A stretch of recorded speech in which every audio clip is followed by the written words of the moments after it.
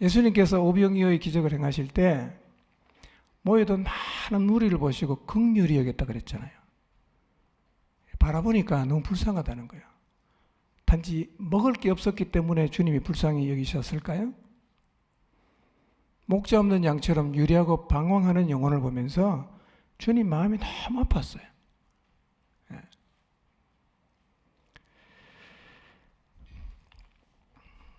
오늘 말씀을 통해서 여러분이 열린 마음속에 부어지는 주님 은혜를 깊이 좀 경험하시기를 바랍니다. 믿음이 없이는 하나님을 기쁘시게 할 수 없습니다.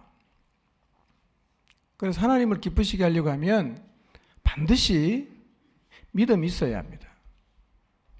진정한 믿음이 없어도 교회 생활을 할 수 있습니다. 그렇지만 하나님은 기쁘시게 할 수가 없습니다. 교회 안에도 믿음을 가지고 신앙생활을 하는 사람과 믿음이 없이 종교생활을 하는 사람이 있는데 이 둘의 차이는 일주일에 한 번씩 보면 잘 구분이 안 돼요. 근데 조금만 가까이서 지내보면 대부분은 구분하는 게 가능합니다. 신앙생활하는 사람과 종교생활하는 사람의 차이가 있습니다. 종교생활하는 사람은 넘어갈 수 없는 한계를 가지고 있는데 이 한계는 믿음의 자리에 들어오기 전까지는 절대로 넘어갈 수 없습니다. 특히 종교생활을 하는 사람들이 넘어가지 못하고 늘 걸리는 한계가 있는데 그게 뭐냐면 그것이 하나님의 말씀이어도 일반 상식의 수준을 넘어가는 요구를 하면 못 받아들입니다. 대가 지불이 요구되고 희생이 요구되는 주님의 말씀을 들어도 못 받아들입니다. 자신이 소중하게 여기는 것을 포기하라고 말씀하시는 하나님의 말씀도 못 받습니다. 개인의 사생활을 침범하는 헌신을 요구해도 못 받아들입니다. 교회 공동체를 위한 책임과 헌신에 대한 요구도 설령 그것이 하나님의 말씀이어도 받아들이지 않습니다. 죽을 때까지 안 됩니다. 이건. 종교생활하는 사람의 특징이 뭐냐? 말씀 때문에 늘 시험 드는 거예요.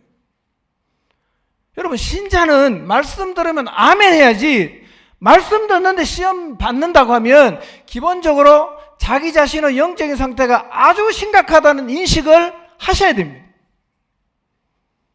여러분, 교회에 나오는 그리스도인으로 자처하는 사람이 말씀 앞에 아멘 안 하면 그 사람이 수만 명이 모인들 할 수 있는 일이 뭐가 있겠어요?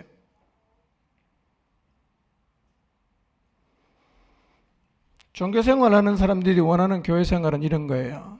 교회 가면 언제나 복을 빌어주고 마음의 평안을 주고 결코 책망하지 않고 언제라도 마음의 부담을 느끼지 않도록 해주고 예배는 절대로 길지 않고 설교의 주제는 십자가, 부활, 심판, 천국, 회개 같은 원색적이지 않는 주제를 좋아합니다. 그리고 내가 어떻게 살았는지, 뭘 하고 살았는지 사생활을 간섭하지 않고 프라이버시를 완전히 존중해 주기를 원합니다. 언제라도 이 수준을 넘어가자고 하면 힘들어합니다. 계속 넘어가자고 하면 신앙생활을 계속할지 이 교회를 계속 나올지 심각하게 고민합니다. 그런데 이 한계는 잘 해보려고 노력한다고 넘어갈 수 있는 게 아닙니다. 인간적인 의리로도 넘어갈 수 없습니다. 이 한계는 오직 하나님을 향한 믿음을 가져야만 넘어갈 수 있어요. 믿음이 없이는 안 돼요. 그래서 신앙생활은 의리로 하는 게 아닙니다. 자신의 결심과 노력을 하는 것도 아니에요. 신앙생활은 절대로 이런 관점으로 접근하시면 안 됩니다. 이런 관점으로 접근하면 늘 질문이 생기고 자기 자신을 향해서 실망만 합니다. 왜 안 될까? 왜 이렇게 안 되지? 왜 이렇게 힘들지? 여러분, 예수님 믿는 게 하나도 재미가 없고 신나지 않고 감사가 없고 힘들기만 하면 그 예수님 왜 믿어요? 믿을 필요가 없죠. 근데 예수님 믿는 건 그런 게 아니에요. 왜 힘들고 어려우냐? 주님을 제대로 안 만난 상태에서 신앙생활하니까 모든 게 부담스럽고 조금만 요구하면 마음속에서 수용이 안 되는 거예요. 더 정확히 말하면 그렇게 안 살고 싶은 거예요. 예수님 믿는 사람이 어떻게 살아야 되는지는 제가 결정하는 게 아니고 이미 주님이 다 성경에 결정해 놨습니다. 그러면 주님이 말씀하신 대로 삽시다라고 하면 믿으면 다 아멘 해야지. 아니 나 그렇게 못 살겠어요. 근본적으로 뭐가 없는 거겠어요? 믿음이 없는 거죠.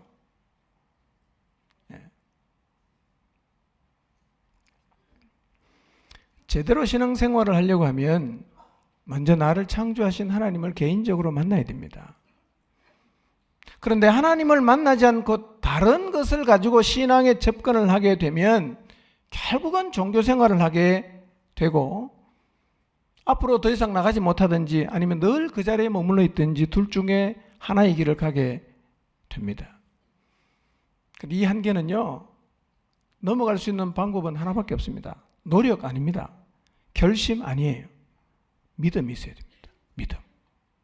왜 믿음이 있어야 이 한계를 넘어갈 수 있냐면 하나님께서 우리에게 바라게 하신, 우리에게 소망하게 하신 모든 것들, 거의 대부분은 다 보이지 않는 거예요. 육신의 눈으로 아무리 보려고 해도 안 보이는 겁니다. 그래서 믿음이 없으면 하나님의 약속을 바랄 수도 없고 붙잡을 수도 없고 그것들을 위해서 살아갈 수도 없어요. 그러니까 믿음이 없으면 신앙생활 자체가 안 되는 겁니다. 출발 자체가 안 돼요. 그러니까 믿음에 접근하지 않고 다른 방식으로 신앙에 접근하면요, 신앙생활이 아주 힘들어집니다.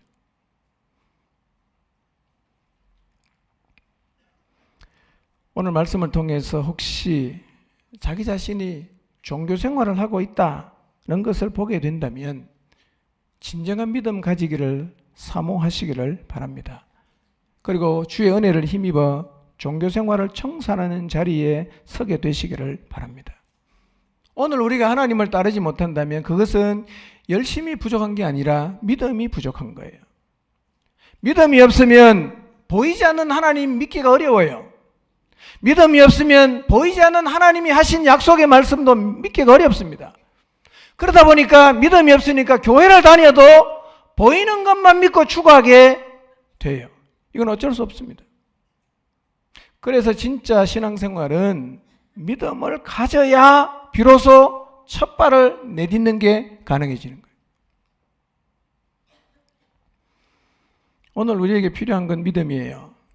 근데 생각을 해보면 하나님께서 우리에게 말씀하셔서 우리가 바라고 있는 대부분은 안 보이는 겁니다.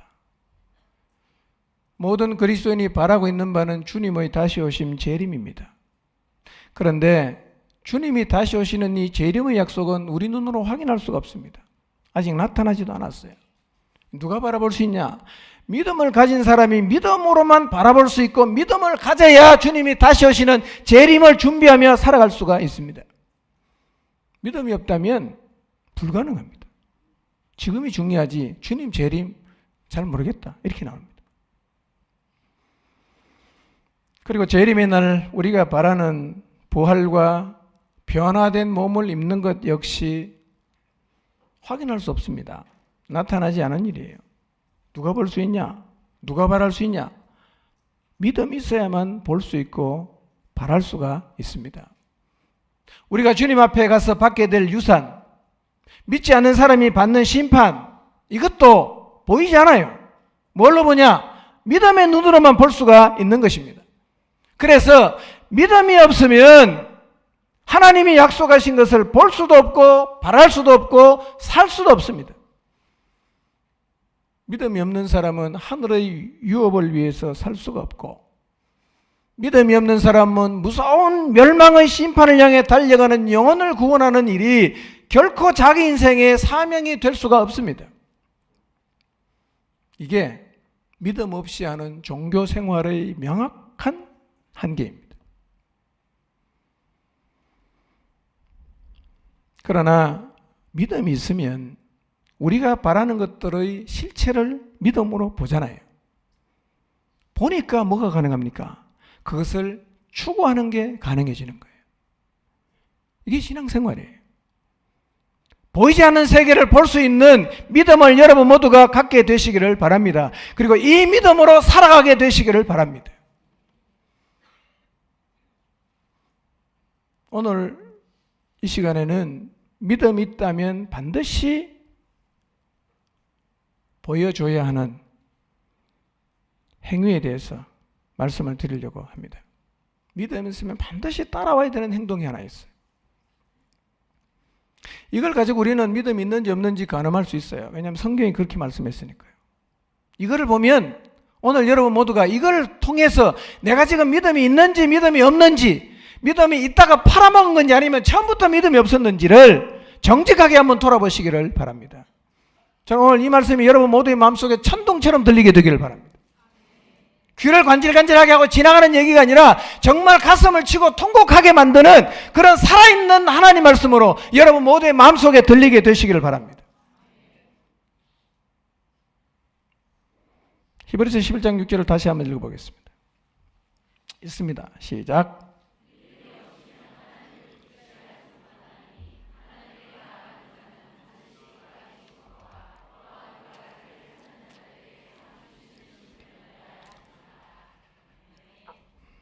지난 시간에는 하나님 계신 것을 믿는 것이 믿음이라고 말씀을 드렸습니다. 우리 안에 사셔서 우리의 인생을 인도하시는 성령 하나님이 계신다는 것을 믿는다면 나는 하나님이 지금도 내 인생을 인도한다는 사실도 동시에 믿을 것입니다. 이 사실을 정말 믿으면 우리 인생길 어떤 곳을 지나든 그것은 결코 무리바나 마사가 되지 않을 것입니다. 여러분 지난 한 주 이 사실을 늘 기억하고 사셨나요?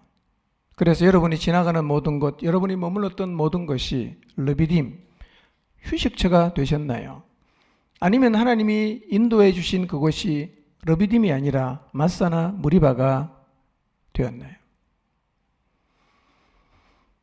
우리의 인생을 진리 가운데로 인도하시는 이 성령 하나님이 계신다는 사실을 믿으셔서 내 인생길 거쳐가는 모든 곳이 르비딤이 되게 하시기를 바랍니다.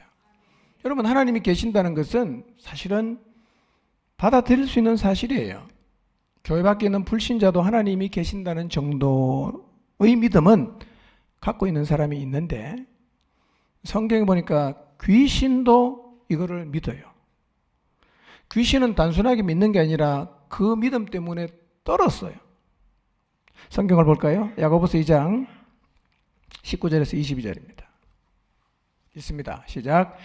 내가 하나님은 한 분이신 줄을 믿느냐? 잘하는도다. 귀신들도 믿고 떠느니라. 아, 허탄한 사람아, 행함이 없는 믿음이 헛것인 줄 알고자 하느냐? 우리 조상 아브라함이 그 아들 이삭을 제단에 바칠 때에 행함으로 의롭다 하심을 받은 것이 아니냐? 내가 보거니와 믿음이 그 행함과 함께 일하고 행함으로 믿음이 온전하게 되었느니라 그랬어요. 19절에 보니까 귀신도 하나님을 믿고 어떻게 해요? 떨었어요. 그런데 성경은 이렇게 말합니다. 하나님이 계신 것을 믿고 떨기까지 해도 그 믿음에 걸맞는 행동이 없으면 그 믿음이라고 말하는 것은 다 헛거라는 거예요. 소용없다는 거예요. 그러니까 하나님 계신 거 나 알아 라고 입버릇처럼 말을 해도 그 믿는 사람의 삶에서 반드시 따라와야 되는 행동이 나타나지 않으면 그 믿음은 소용이 없다는 겁니다. 정말 믿으면 행동이 따라옵니다. 그래서 야고보서 기자는 아브라함이 믿음의 사람이었는데 그는 다만 내가 하나님 믿는다 이렇게 해서 자기의 믿음을 증명한 게 아니라 그는 자신의 믿음을 행동으로 증명했다는 겁니다. 그가 보인 행동이 뭐냐? 하나님이 이삭을 바치라고 하니까 독자 이삭을 모리아산에 데리고 가서 번제로 바치기까지 순종했어요. 그걸 통해서 아브라함은 자기 자신이 얼마나 하나님을 신뢰하는지 하나님을 향한 그의 믿음을 증명했습니다. 믿음에 따르는 행동이 있어야 됩니다. 사도행전 19장 14절 15절 봅니다. 읽겠습니다. 시작. 악귀가 대답하여 이르되 내가 예수도 알고 바울도 알거니와 너희는 누구냐 하며, 여기에 이 이야기의 배경을 여러분은 아실 거예요.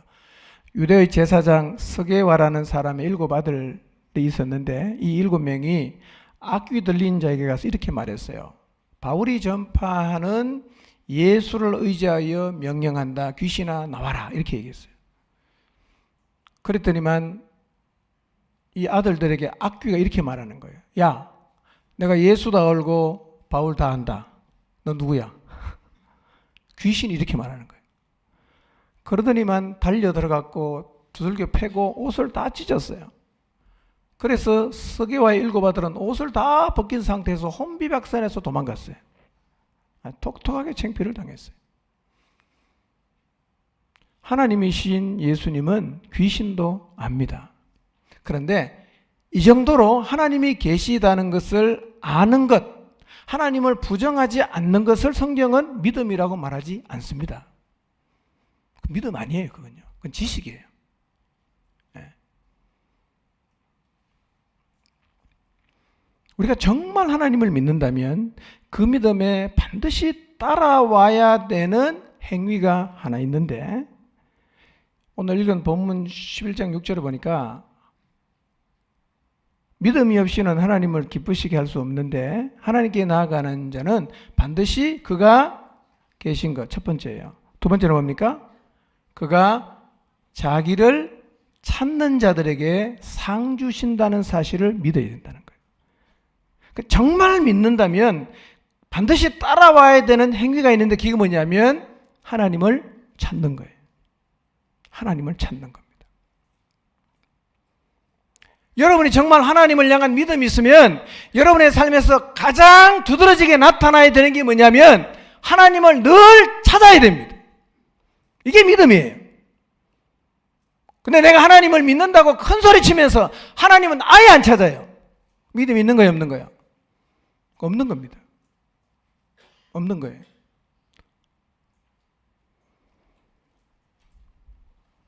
하나님은 자기를 찾는 사람에게 뭘 준다 그랬어요?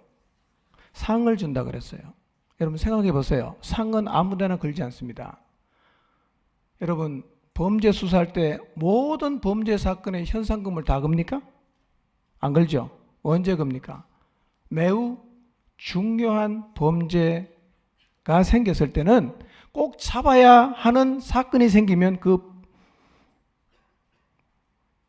사람, 그 범인에게 뭘 겁니까? 현상금을 걸죠. 하나님은 어디에다가 상을 걸었냐면 하나님을 찾는 사람에게 상을 걸었어요. 하나님 찾으면 내가 상 주겠다. 뒤집어 말하면 이 얘기입니다. 하나님을 찾는 게 그만큼 중요하다는 겁니다. 하나님이 아시는 거죠. 우리의 신앙생활에 있어서 하나님을 찾는 것이 너무 중요합니다. 그래서 성경은 이것을 무슨 정표로 두고 있습니까? 믿음의 정표로 두는 거예요. 네가 하나님을 찾느냐 찾지 않느냐 그걸 보고 내가 너희 뭘 판단하겠다? 믿음을 판단하겠다.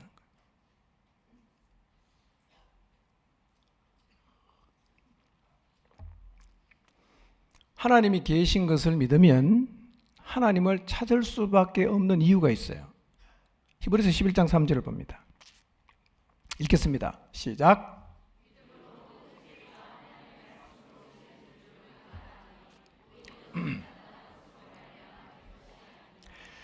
자, 믿음으로 모든 세계가 뭘로 지어졌어요? 말씀으로 지어졌어요. 하나님은 이 세상의 모든 것, 하늘과 땅과 해와 달과 별과 동물과 식물과 바다 모두를 만드셨어요. 그리고 마지막에 누구도 만들었어요? 인간도 만드셨어요. 여러분, 하나님이 다른 모든 피조물을 뭘로 만들었냐면 말씀으로 만들었어요. 그런데 유일하게 인간은 말씀으로 안 만들었습니다. 그분이 직접 흙으로 빚었어요. 굉장한 의미가 있는 거예요. 창세기 2장 7절을 봅니다. 창세기 2장 7절 읽겠습니다. 시작. 여호와 하나님이 땅에 흙으로 사람을 지으시고 생기를 그 코에 불어 넣으시니 사람이 생명이 되니라. 흙으로 사람을 지었다. 이 지었다는 말은 이런 의미입니다. 토기장이가 토기를 빚어 만드는 것을 의미합니다. 토기장이가 진흙을 다루어서 그릇을 빚어내듯이 하나님 인간을 그렇게 직접 빚어서 만들었다는 겁니다. 그래서 우리는 하나님의 상품이 아니라 뭐예요? 작품이에요. 작품.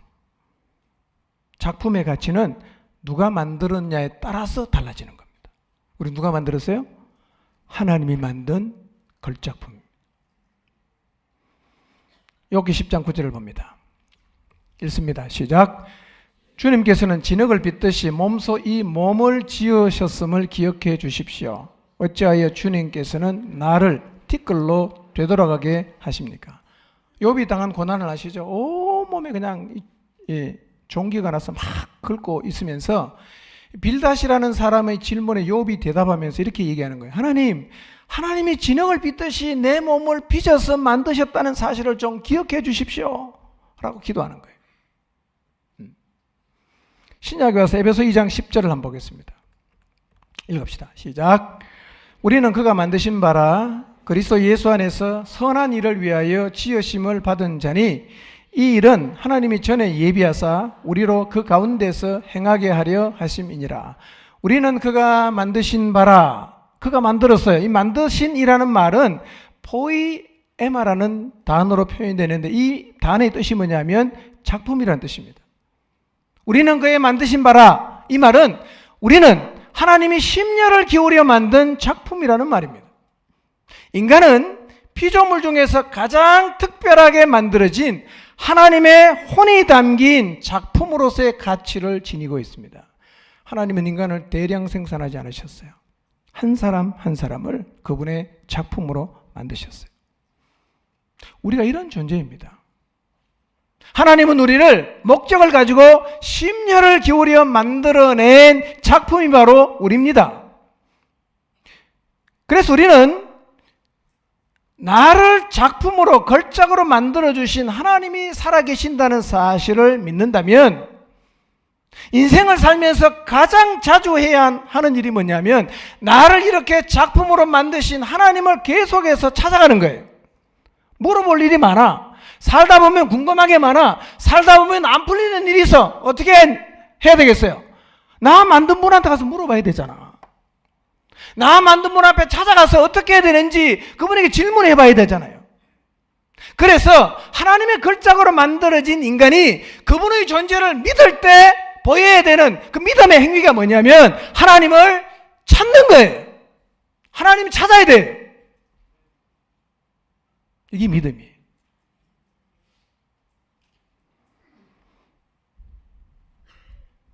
여러분, 하나님의 작품인 우리가 나를 만드신 그분에게 자주 찾아가서 물어보고 대답을 듣는 것, 이게 지극히 정상적이고 매우 자연스러운 일 아니겠어요? 어색합니까? 나를 만든 그분에게 찾아가서 내 인생에 관한 것, 내가 뭘 위해 살아야 될지 묻는 게 이게 어색한 일입니까? 아니면 너무나 당연하고 자연스러운 일입니까? 하나님을 부정한다면 어색하겠지만 하나님이 나를 작품으로 만들었다는 사실을 믿는다면 이것은 매우 자연스러운 일이에요.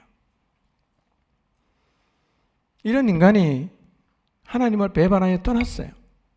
더 이상 하나님을 찾지 않게 되었습니다. 인간을 창조하신 하나님의 가장 큰 바람이 뭐냐? 이 하나님을 떠나간 인간들이 다시금 하나님께로 돌아와서 하나님을 찾는 겁니다. 하나님이 가장 원하는 게 뭐냐? 하나님이 걸작으로 만든 인간들이 다시 하나님께로 돌아와서 하나님을 찾는 거예요. 이게 하나님의 소망입니다. 이걸 너무너무 원하세요. 그래서 하나님은 우리가 하나님을 찾아가면 기뻐하실 뿐만 아니라 뭐까지 주냐? 상까지 줍니다. 상까지 줍니다. 무슨 얘기입니까? 그만큼 하나님은 우리가 하나님을 찾는 것을 원하신다는 거예요. 중요하다는 얘기입니다.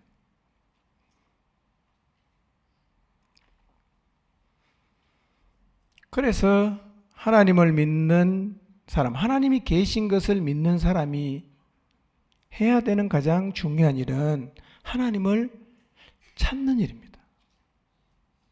이제 우리는 하나님을 찾아야 합니다. 어차피 인생은 혼자는 못 살아요. 살다가 힘들고 어려운 일을 당하면 우리는 도움을 받기 위해서 누군가를 찾아갑니다. 힘들고 어려울 때, 풀리지 않는 문제 앞에 섰을 때 누구를 찾아가는지를 보면 그가 누구를 믿고 의지하는지를 알 수가 있어요. 어떤 사람은 인생의 어려움이 찾아오면 점쟁이를 찾아가요. 이 사람은 뭘 믿는 사람이에요? 무속 종교를 믿는 사람이에요. 어떤 사람은 인생의 어려움이 찾아오면 절에 찾아가서 100일 기도를 합니다. 누굴 믿죠? 불교 신자예요. 또 어떤 사람은 인생의 어려움이 찾아오면 아무도 안 찾아갑니다. 자기만 믿어요. 자신의 의지와 지혜를 가지고 해결을 하려고 합니다. 누구 믿습니까? 자기를 믿죠. 우리 시대는 자기를 믿는 사람도 꽤 많아요. 이게 나교입니다. 나교. 나를 믿는 교. 내가 나를 믿기 때문에 내가 교주야. 내 마음대로 하는 거예요. 자기를 하나님하고 동급에 올려놓은 거죠. 고약한 것입니다. 그런데 오늘 현대에는 이런 사람이 너무 많아요. 혹시 여기도 나교 교주들이 계십니까? 네. 회개해야 됩니다. 오늘 나는 인생에 문제가 생길 때 누구를 찾아가고 있는지 한번 생각해 보십시오. 하나님은 우리가 그때 하나님을 찾기를 원하십니다. 하나님 찾기를 원하세요. 여러분 누구를 찾아가고 있습니까? 유력한 사람, 힘 있는 사람 열심히 찾아가지만 하나님 앞에 나와서 한 번도 기도를 안 하고 사람만 계속 찾아다니고 있는 것이 오늘 여러분의 모습은 혹시 아닌가요? 그러하다면 여러분은 지금 믿음이 없는 거예요. 종교생활 이거 합니다, 저거 합니다. 그거 안 중요합니다. 하나님이 보는 핵심이 뭐냐? 날 찾냐 이거예요. 나 찾아라 이거예요.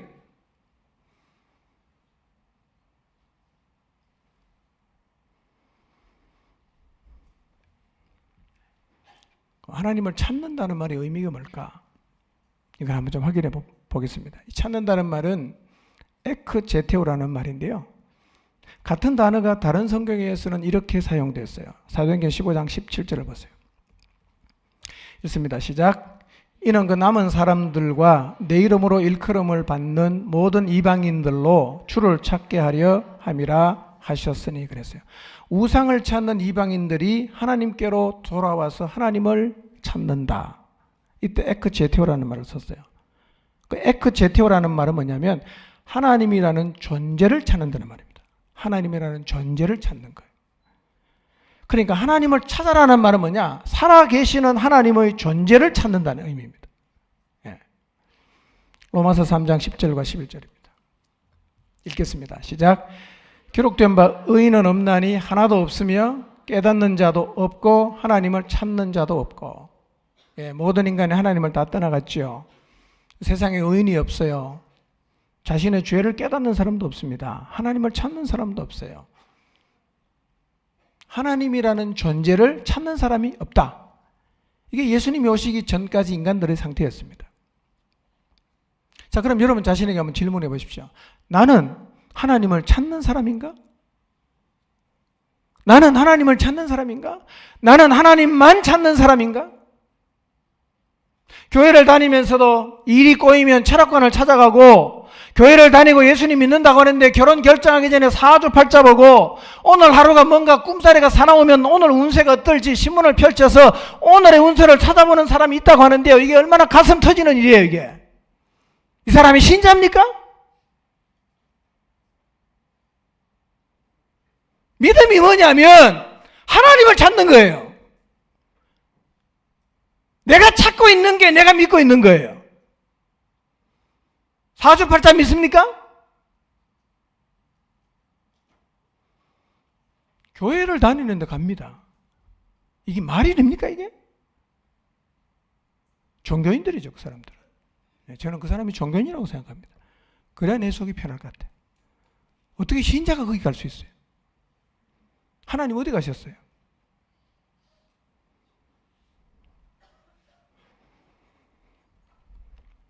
살다 보면 일이 꼬일 때가 있습니다. 열심히 달려왔는데 어느 순간 길이 안 보여. 오른쪽 가야 될지 왼쪽 가야 될지 도대체 모르겠어. 이런 갈등의 순간 사업을 하다 보면 사업이 안 될 때 있어요. 사역을 하다 보면 사역이 안 될 때가 있어요. 이런 때마다 누구를 찾아갔는지 한번 여러분 생각해 보시기를 바랍니다. 뭐가 믿음이냐? 이 모든 순간에서 하나님을 찾는 것이 믿음이란 말이에요. 그런데 안타까운 사실은 교회를 다니면서도 하나님을 찾지 않는 사람이 교회 안에 너무 많아요.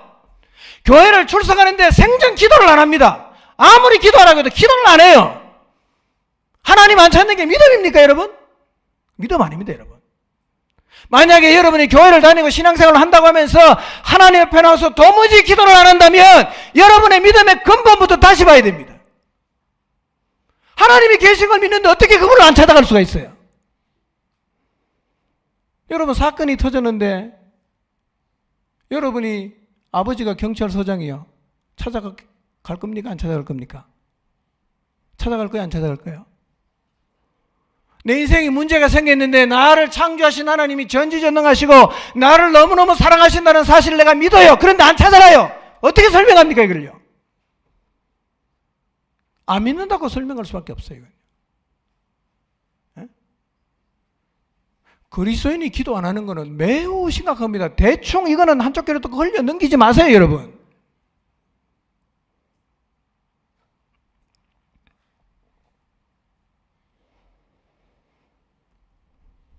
성자 하나님께서 말씀하셨어요. 예수님이 말씀하셨어요. 요한복음 14장 6절. 내가 곧 길이요 진리요 생명이다. 길을 잃어버리셨어요? 그분에 나가보면 길 찾을 수 있습니다. 그분 자신이 길이에요. 무엇이 참인지 거짓인지 헷갈리십니까? 그분이 진리 자체입니다. 어느 길이 생명 얻는 길인지 잘 모르시겠어요? 그분 따라가는 길이 생명 얻는 길이에요.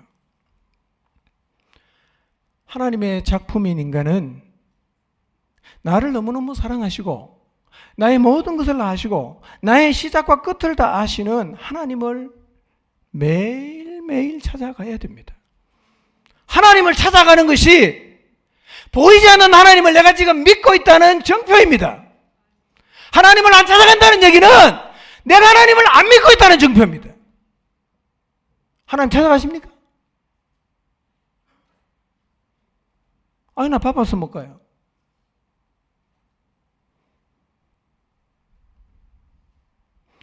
여러분, 하나님을 찾는 것은 습관이 되어야 합니다. 일주일에 교회 한두 번 나오는 것으로 만족하지 마시고 매일 하나님을 찾는 믿음의 사람이 되시기를 바랍니다. 믿음이 뭐냐? 하나님을 찾는 거예요. 하나님 안 찾으면 믿음 없는 거예요. 성경 히브리서 11장 6절에 그랬어요.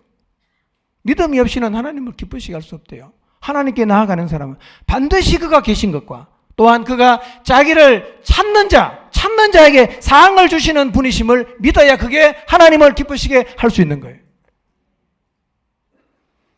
오늘 여러분 스스로를 돌아보시면서 나는 도무지 하나님을 안 찾는다. 진짜 회개하시기 바랍니다. 가슴을 치며 회개하십시오. 나는 왜 기도를 해야 될지 모르겠다. 이 사람은 믿음의 근본의 자리로 다시 돌아가야 됩니다. 여러분 자신에게 질문해야 됩니다. 나는 하나님이 계신 것을 믿나? 근본적으로 질문하십시오.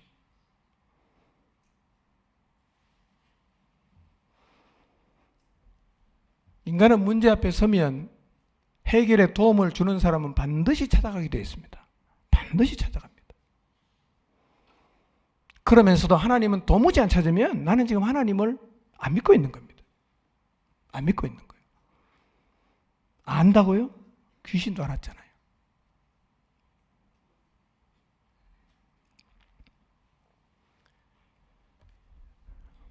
지금 우리가 마땅히 매일 해야 하는 하나님 찾는 일을 돕기 위해서 릴레이 기도를 하고 있습니다. 기도하는 걸 잃어버렸다면, 기도의 습관을 잃어버렸다면 이 릴레이 기도를 통해서 기도하는 습관, 하나님을 찾는 습관을 기르시기를 바랍니다.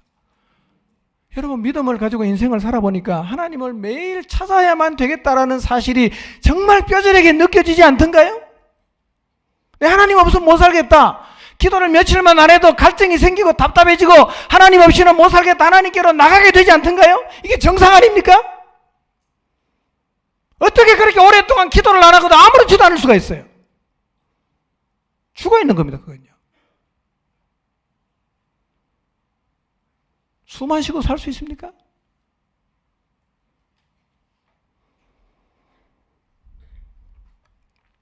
하나님을 매일 찾으면 매일 따라갈 수 있어요.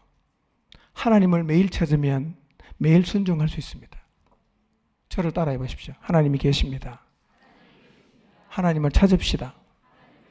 이것이 상입니다. 옆 사람에 계십시오. 하나님이 계십니다.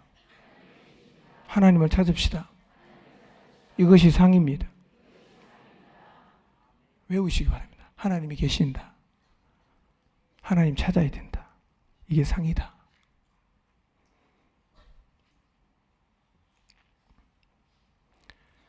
성경을 보시면 하나님 인정했던 사람, 우리가 참 보면 참 귀하다, 너무 존경스럽다, 대단하다 라고 바라보는 사람들 모두는 부지런히 하나님을 찾았던 사람들입니다.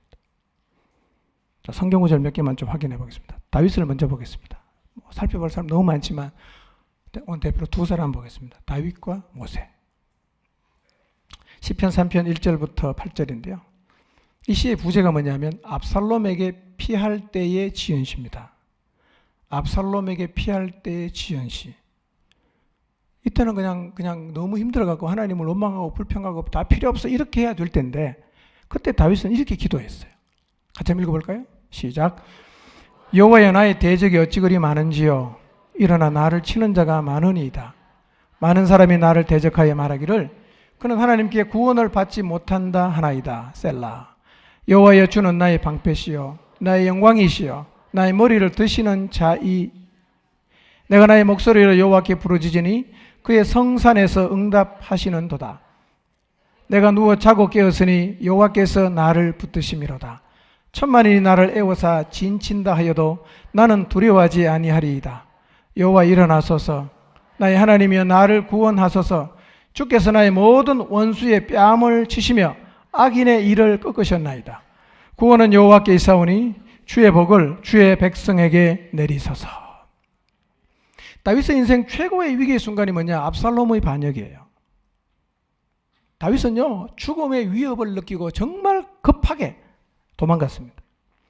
그런데 그 와중에서도 다윗은 하나님을 찾습니다. 하나님을 찾아요. 그래서 하나님은 다윗을 보면 너무 기뻐하셨어요. 언제라도 다윗은 하나님을 찾아가는 거예요. 언제라도 찾아가요.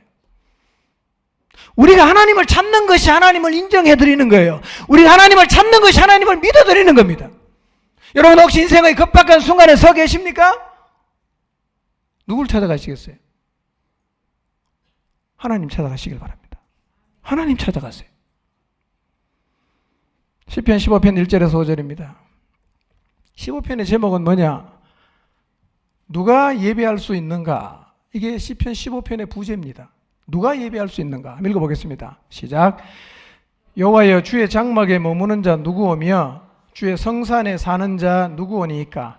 정직하게 행하며 공의를 실천하며 그의 마음에 진실을 말하며 그의 혀로 남을 허물하지 아니하고 그의 이웃에게 악을 행하지 아니하며 그의 이웃을 비방하지 아니하며 그의 눈은 망령된 자를 멸시하며 여호와를 두려워하는 자들을 존대하며 그의 마음에 서원한 것은 해로울지라도 변하지 아니하며 이자를 받으려고 돈을 꾸어주지 아니하며 뇌물을 받고 무죄한 자를 해하지 아니하는 자이니 이런 일을 행하는 자는 영원히 흔들리지 아니하리이다. 사실은 이 시편 15편이 감동이 되는 이유는요, 다윗은 자기 인생에 문제가 있을 때 문제를 해결하기 위해서만 하나님 앞에 나가지 않았다는 거예요. 하나님을 사랑했던 하나님의 자녀로 인생을 살면서 그의 마음속에 이런 생각이 있는 거예요. 하나님이 받으시는 예배자가 되려면 어떻게 해야 될까? 어떻게 하면 하나님이 받으시는 예배자로 살 수 있을까? 이것을 알기 위해서 그는 하나님을 찾았습니다. 이런 거룩한 고민을 안고 하나님을 찾을 수 있다면 우리도 다윗처럼 하나님을 찾는 것이 우리의 일상이 될 수가 있을 것입니다. 하나님은 문제가 있을 때만 찾는 게 아니라 문제가 없을 때에도 하나님의 뜻에 맞게 사명을 감당하는 자로 살기 위해서라도 우리는 하나님을 찾아가야 됩니다. 시편 34편에 보면 아비멜렉 앞에서 미친 채 하다가 쫓겨났을 때도 다윗은 하나님을 찾았어요. 시편 51편 보면 다윗이 밧세바와 동침한 후에 선지자 나단이 왔을 때 뉘우치고 하나님을 찾습니다. 시편 52편은 에돔인 도액이 사울에게 가서 다윗이 아히멜렉의 집에 와 있다고 고자질한 상황에서도 하나님을 찾았습니다. 시편 57편은 다윗이 사울을 피해서 굴에 있을 때 그때도 하나님을 찾았어요. 시편 58편의 시 제목이 뭔지 아십니까? 만사가 잘못될 때의 기도입니다.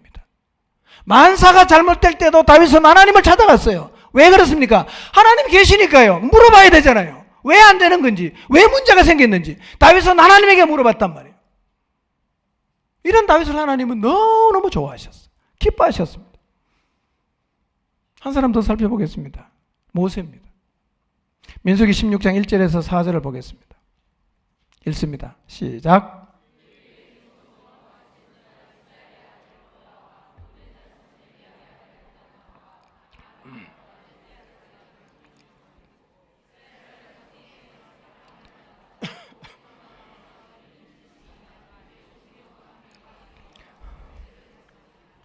그들이 모여서 모세와 아론을 거슬러 그들에게 이르되 너희가 분수에 지나도다.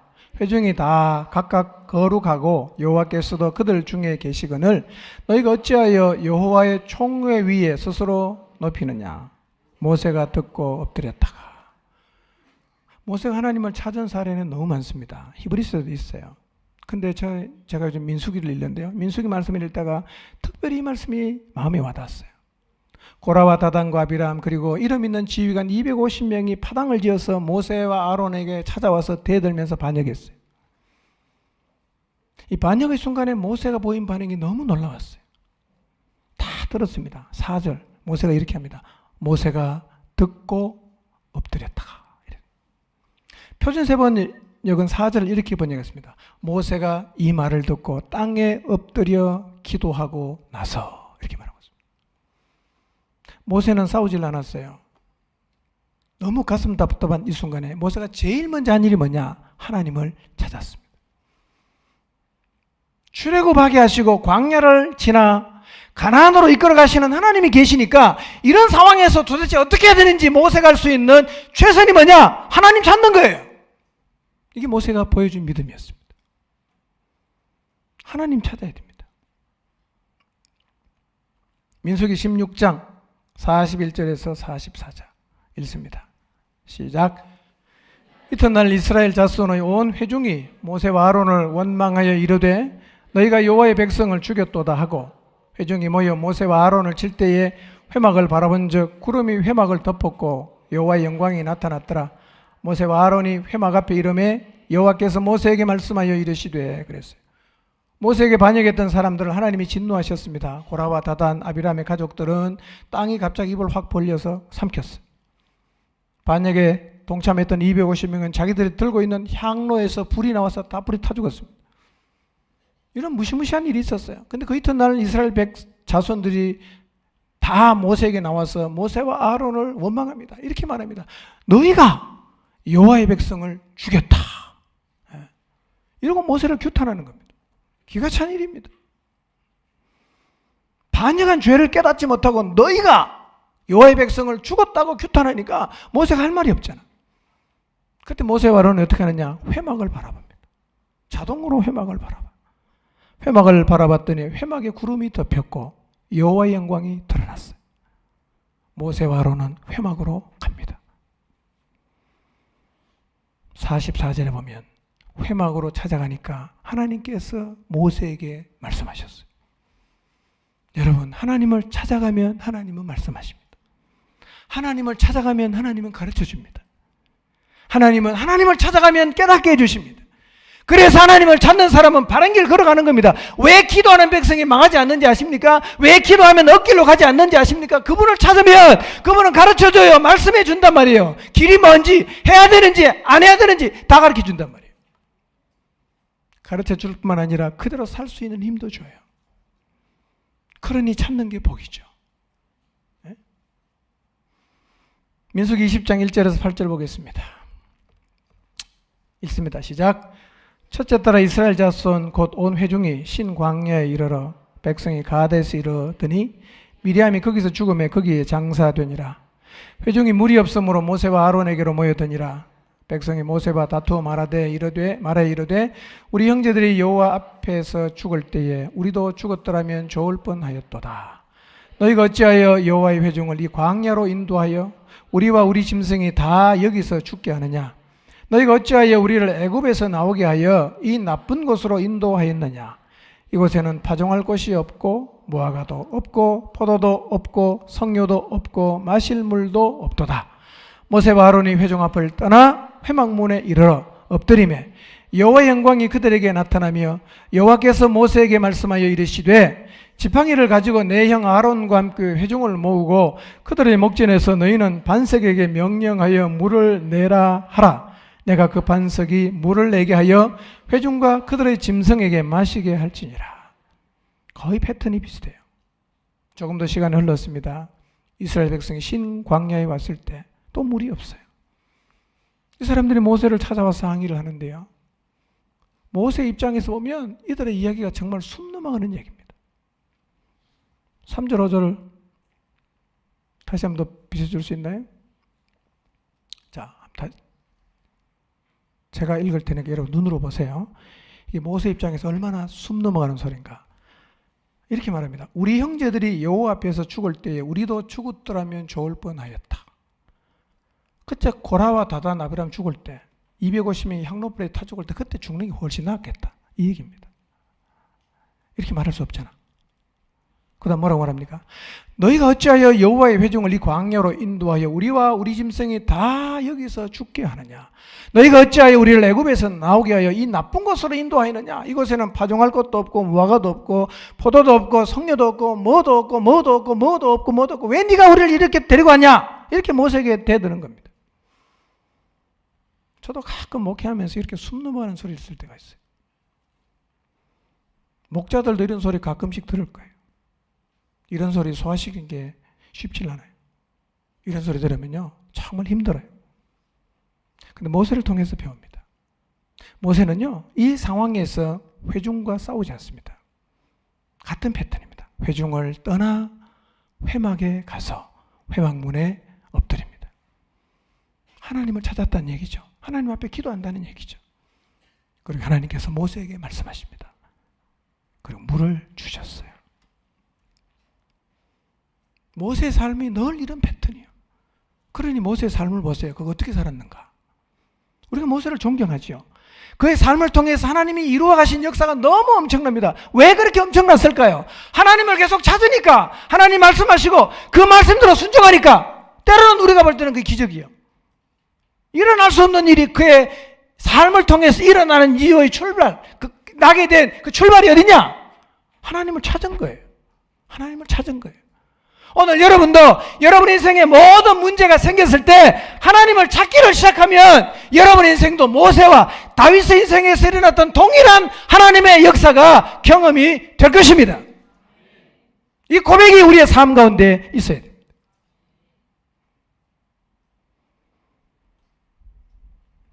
이번에는 한 사례만 더 봅니다. 문제 앞에서 하나님을 찾지 않았던 사례가 성경에 많은데 가장 극명하게 대조되는 사건 하나가 있어요. 출애굽기 32장 1절에서 6절입니다. 읽어보겠습니다. 시작.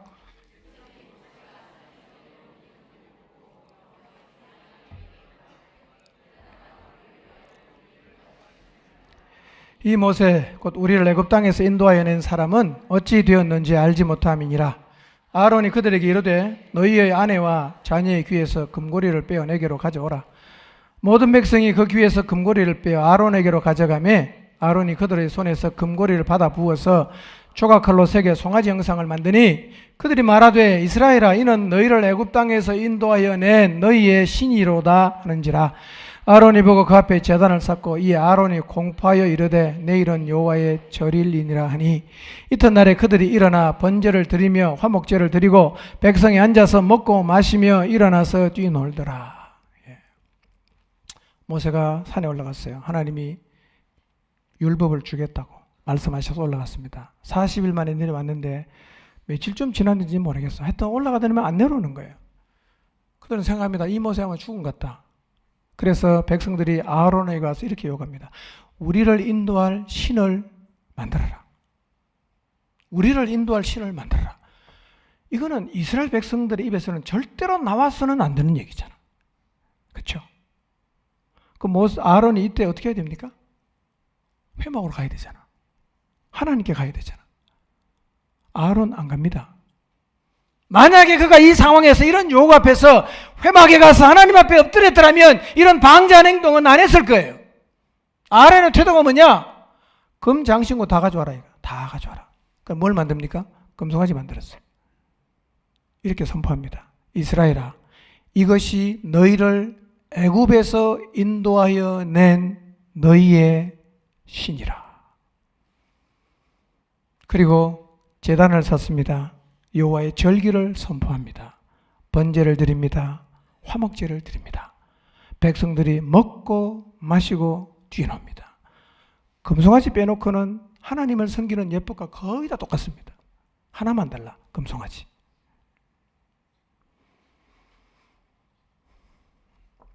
아론은 하나님을 찾지 않았습니다. 만약에 아론이 이때 하나님을 찾았더라면 결과는 달라졌을 거예요. 여러분 기억하십시오. 우리도 하나님을 안 찾으면 이렇게 살게 되는 것입니다. 여러분 보세요. 모세가 인도할 때와 아론이 인도할 때의 이스라엘 모습이 너무 다르지 않습니까? 무슨 차이입니까? 하나님을 찾지 않는 차이입니다. 오늘 우리도 우리의 삶 가운데서 하나님을 계속 안 찾으면 결국 우리도 아론처럼 살아갈 수밖에 없습니다. 만약에 지금 내가 하나님을 찾지 않고 있다면 내가 믿음을 잃어버렸다는 사실을 보게 되시기를 바랍니다. 이걸 진심으로 회개하십시오. 그리고 다시 하나님께로 돌아와서 하나님을 찾는 자리로 나가시기를 바랍니다. 여러분, 하나님을 찾지 않는 사람이 하나님에게 순종할 수 있겠습니까? 지금처럼 계속 하나님을 찾지 않고 살면 우리도 결국에는 아론처럼 금송아지 만들 수밖에 없어요. 금송아지 만들었다는 의미가 뭔지 아십니까? 하나님은 형상 만들지 말라 그랬어요. 근데 그들이 과거에 종살이하던 애굽은 전부 신이 형상이 있으니까 얼마나 확인하기 좋고 섬기기 좋은 줄 몰라. 이스라엘 마음속에 로망이 뭐냐? 야, 우리도 형상 있는 신 하나 좀 만들어보자. 이런 열망. 마음속 저 밑에 있다가 모세가 안 내려오니까 올라왔어요. 그래서 금송아지 만든 거죠. 형상화된 신을 만들었다는 얘기는 애굽을 동경해서 애굽을 따라갔다는 얘기입니다. 오늘 우리도 하나님 찾지 않으면 세상을 따라서 세상 사람들이 사는 것과 같은 패턴의 삶을 살게 될 것입니다. 그 출발이 어디가 갈림길이냐? 내 인생의 문제 앞에서 하나님을 찾느냐, 하나님을 찾지 않느냐에 거기에서 갈려지는 것입니다. 사랑하는 성도 여러분, 모든 상황에서 하나님을 찾으시기를 바랍니다. 믿음이 뭐냐? 모든 상황에서 하나님을 찾는 것입니다. 여러분, 하나님은 우리를 대량 생산하지 않았다고 말씀드렸죠. 목적을 가지고 걸작으로 만드셨어. 그분 지금 살아 계세요. 그분 찾아가면 인생의 의미 알 수 있어요. 그분을 찾아가면 가치가 뭔지 알 수 있어요. 그분을 찾아가면 어떻게 결정해야 될지, 뭘 선택해야 할지도 알 수가 있습니다. 그리고 그분을 찾아가면 그분은 우리에게 가르쳐 주실 뿐만 아니라 그 가르친 바대로 살아갈 수 있는 힘도 주십니다. 하나님은 그 가르쳐 주려고, 살 수 있는 힘을 주려고 지금도 기다리고 있어요. 안 찾아와요. 근데 찾아오면 가르쳐 주겠는데, 찾아오면 그렇게 살 수 있는 힘을 주겠는데, 어떻게 된 일인지 하나님이 심려를 기울여 만든 걸작인 인간들이 하나님을 안 찾아온단 말이에요. 이게 하나님의 아픔이에요.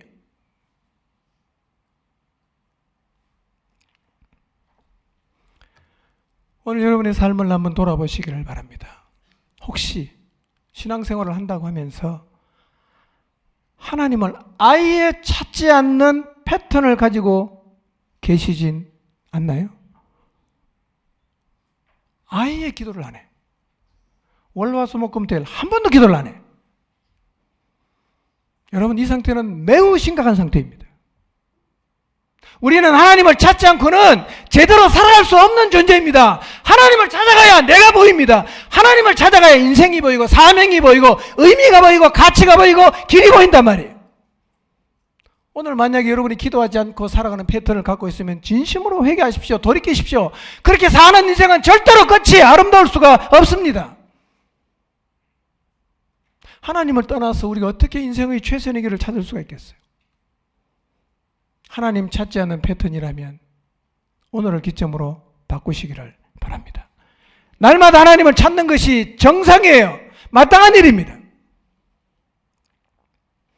여러분, 우리가 하나님을 찾지 않으면 꼭 기억하십시오. 아론처럼 살아갑니다. 아론처럼 살아갈 수밖에 없어요. 어쩔 수 없습니다. 오늘 이 말씀을 귓전으로 흘리지 마시기를 부탁드립니다. 이 말씀을 크게 받으시길 바랍니다. 여러분, 예수님의 탄식하신 말씀 기억하십니까? 마지막 때 믿음을 보겠느냐?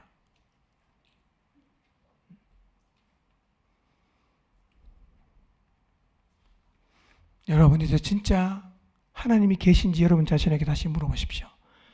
정말 계신다고 믿어지면 하나님을 찾아가시기를 바랍니다. 믿음을 회복하셔야 됩니다. 여러분, 신앙생활은요, 모세처럼 해야 돼요. 다윗처럼 해야 됩니다. 모든 상황에서 하나님을 찾아야 돼요. 특별한 일이 없어도 사명자로, 예배자로 살아가기 위해서 하나님을 찾아가야 합니다. 그래야 우리는 제대로 된 신앙생활을 비로소 할 수가 있습니다.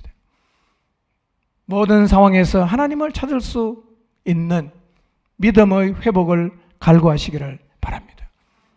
오늘 우리가 마땅히 가져야 되는 믿음을 회복하지 못하면 우리는 영원을 잃어버리게 됩니다.